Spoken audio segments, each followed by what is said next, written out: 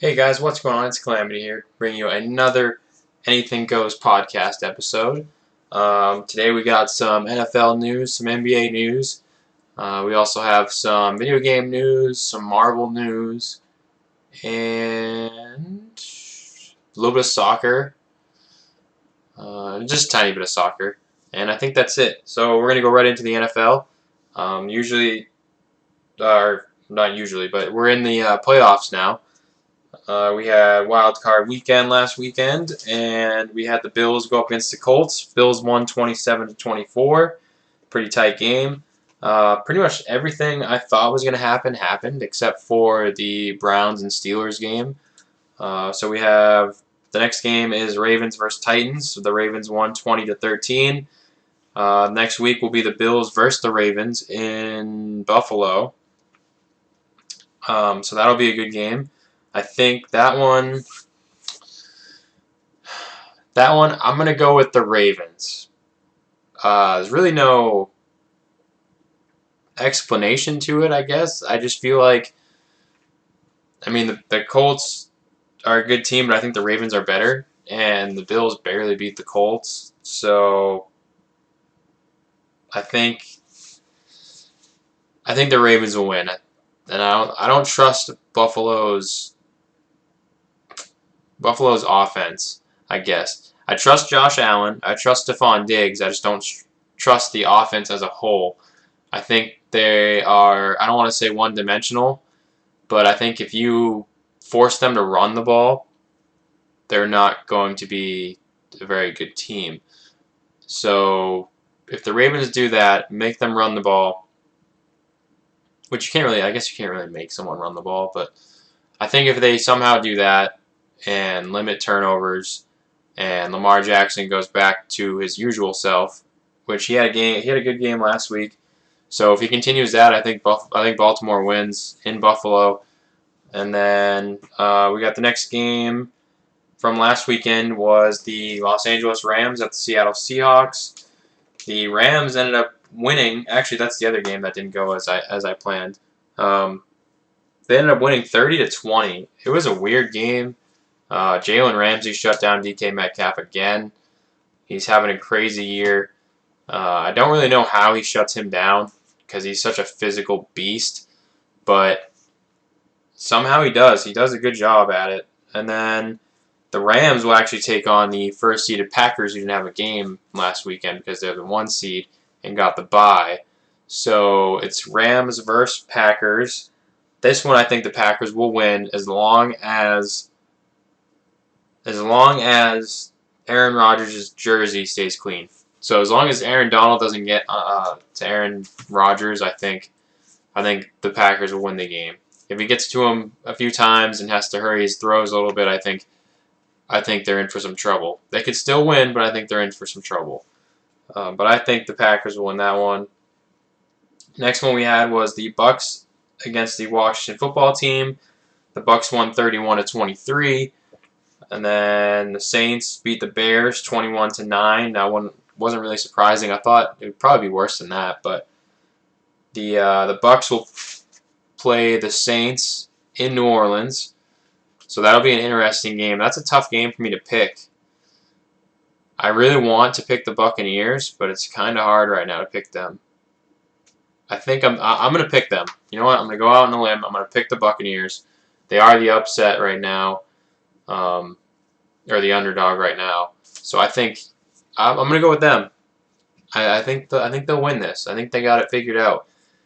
Either way, it's a win-win for me. I either get to see Tom Brady go to the NFC Championship game and maybe to another Super Bowl, or I like Drew Brees, so to see him go to an NFC Championship game, maybe a Super Bowl, I want to see him win one before he retires, and I think this is going to be his last year.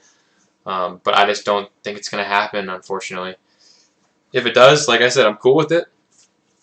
But yeah, I got the Bucs beating them.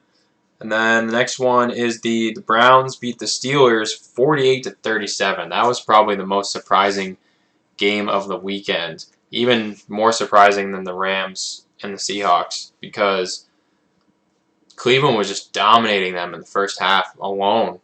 It was like 28-0 at the end of the first or something like that. and Pittsburgh was struggling. I'm surprised that they even came back that close, to be completely honest.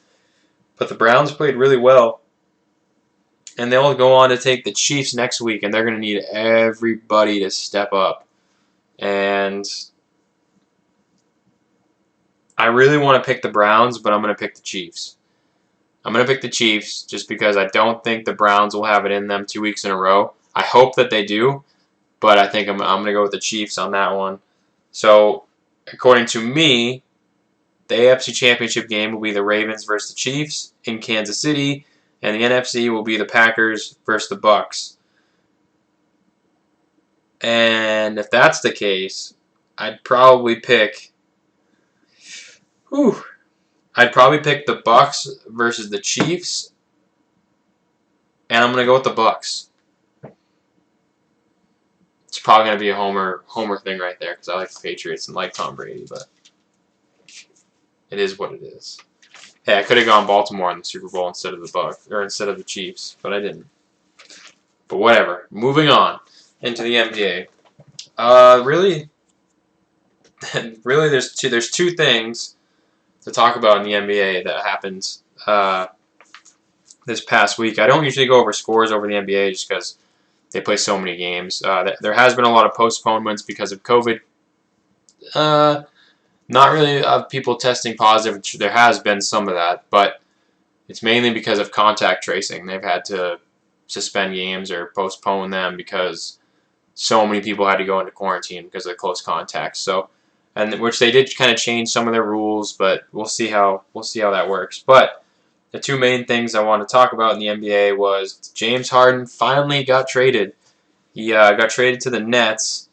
The deal is like all over the place, so I can't really track it, but I tracked like the most important pieces. I do know Brooklyn gave up a lot of draft picks. Probably a lot of Nets fans are bringing up some bad memories of the Celtics and the Nets trading Pierce and Garnett for all those picks. But there's four pieces to this one trade that are big pieces. So one of them obviously is James Harden to Brooklyn. The other one is Karis LeVert, who got actually traded from Brooklyn to Houston and then from Houston to Indiana. So that was weird. And then Jared Allen went from the Nets to the Cavaliers. And Victor Oladipo went from Indiana to Houston. And now I think Houston has probably one of the most underrated duos in the league, honestly. Because I don't think a lot of people are going to give them enough credit. But they're going to have DeMarcus Cousins, Victor Oladipo, and John Wall on the same team. That's a pretty nasty trio, first of all.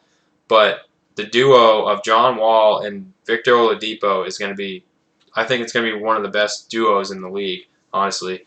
I think it's probably up there. I mean, you got, trying to think of duos that you probably have at the top of the list. I mean, if you're going to pick from the Nets, you're probably going to go with Harden and KD because Kyrie is all over the place, which we're going to talk about him next.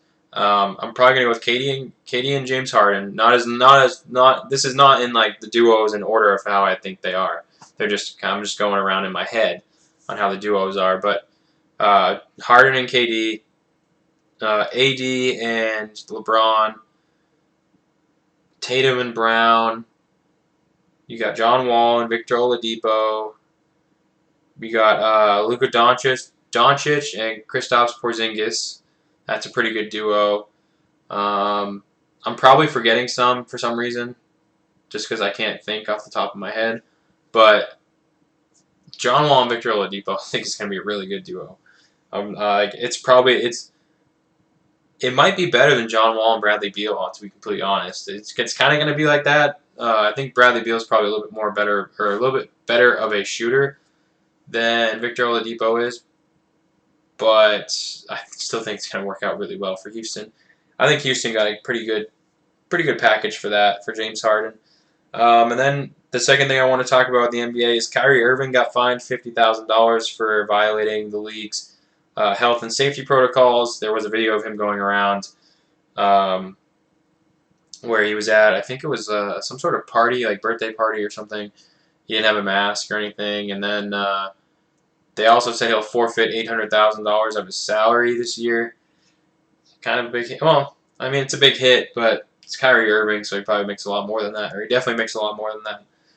So, and he's been taking time off. It says for personal reasons, but people are like speculating what maybe he just needs time away from basketball or something. It's a weird situation. I'm glad Boston stayed away from him after after going to Brooklyn. I'm glad he went to Brooklyn and stayed away from the Celtics.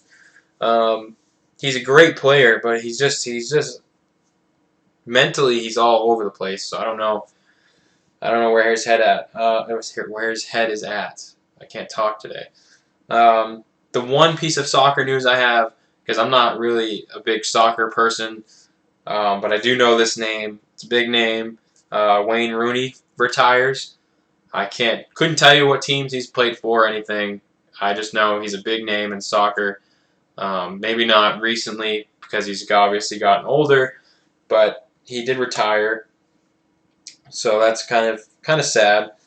Then we got right into video games. We got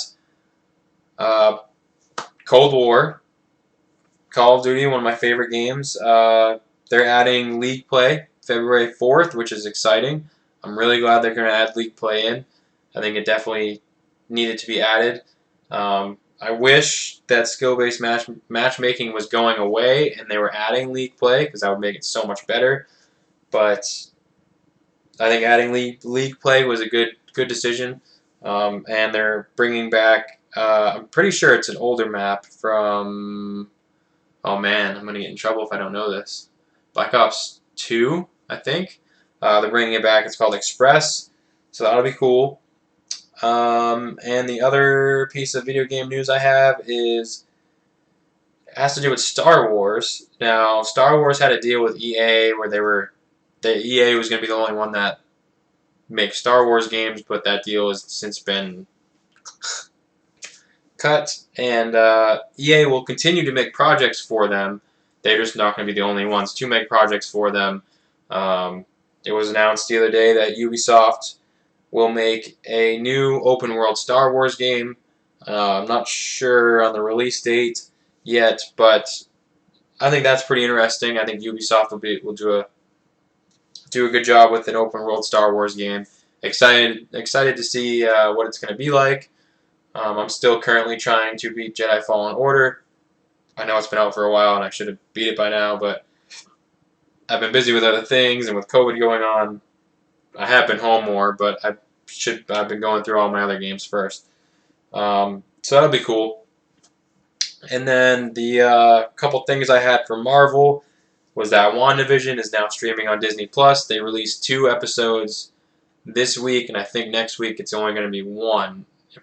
If I think that's correct, but you never know. Supposedly it's going to be 9 episodes long, like I said in the previous podcast. I did watch the first episode. I thought it was really good for being the first Marvel kind of Disney Plus show. It's interesting. It's definitely a different approach to Marvel, but I think it's been pretty good. So in the one episode I've watched, I gotta watch the second episode. I'm probably gonna watch it tonight with my wife because I know she probably wants to watch it too. Yeah, the first episode of that was really good. Excited to see where that's gonna go and how it's gonna tie into Doctor Strange 2 and Spider-Man 3 and all the new stuff coming out.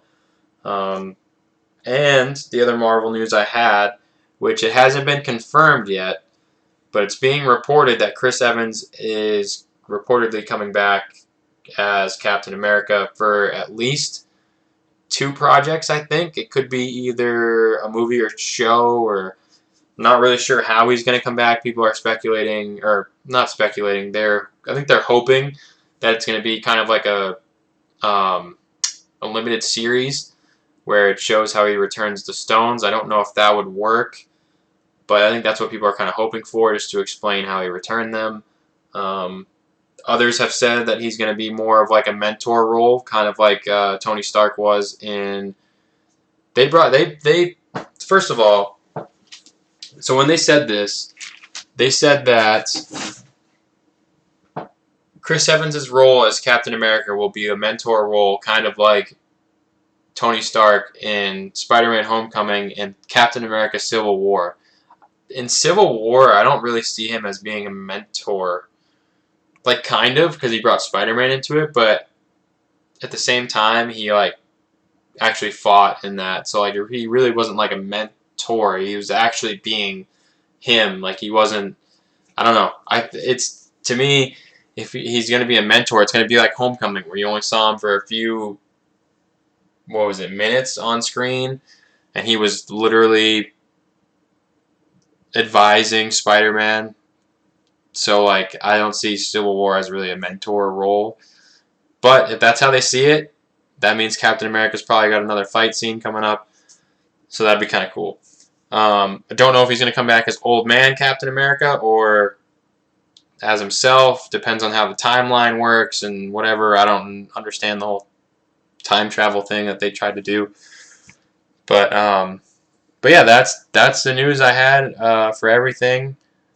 I hope you guys enjoyed it. Again, if you guys didn't like my picks for the NFL, let me know what your picks are in the comments, and we'll see who's right.